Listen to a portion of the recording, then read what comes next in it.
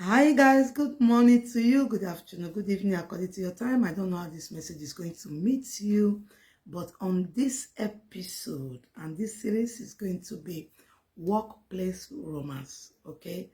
Preaching against adultery and immorality is not the regular with me on this series, okay? We are touching that hidden parts, that shameful hidden parts are where most people are bound, but they find the expression. Okay, so on this series, I want to be talking about workplace romance.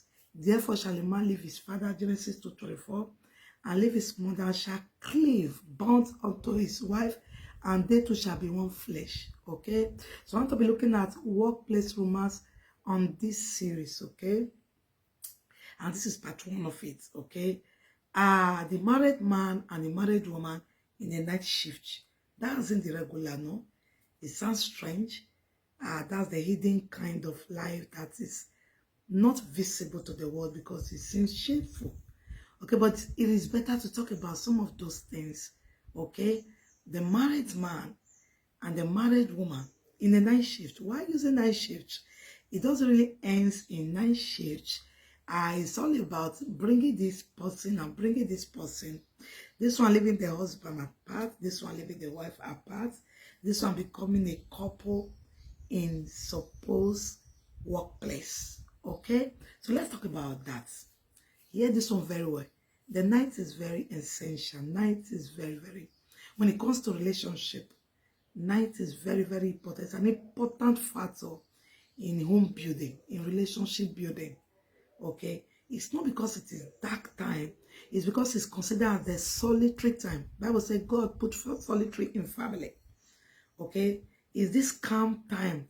Is a time of reasoning, time of appreciation, time of reasoning and having the same thinking about the life, the past, the present, and the future.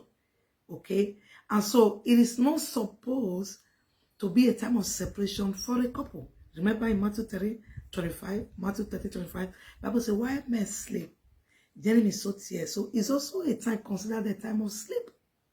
Okay, but some people happens to work at night, which is true. There are companies work must be done at night.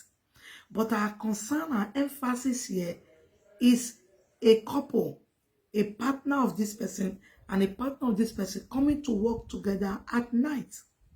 Pastor God, what is wrong with that? It's not generally wrong, okay?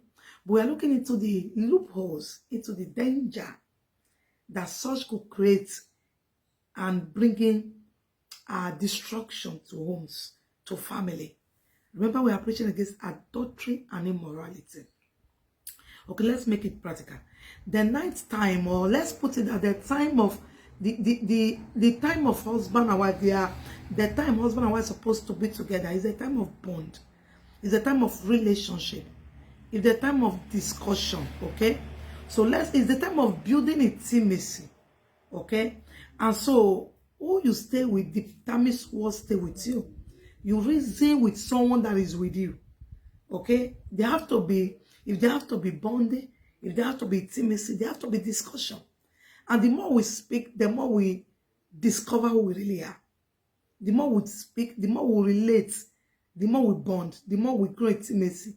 That is why if you cannot speak to God, you can't really have intimacy with your Father. So one of the greatest mode of building intimacy is staying together and talking together. Staying together. You want to fall in love? Talking together. You want to build a home? Staying together.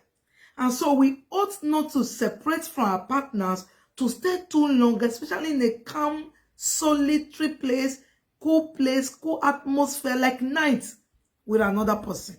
That's the truth. And the earlier we know it. And so imagine you, a married woman, a married man, leaving your partner at home from night, evening time. Evening time is usually people eat, family eat together, talk together, relax together, gist together.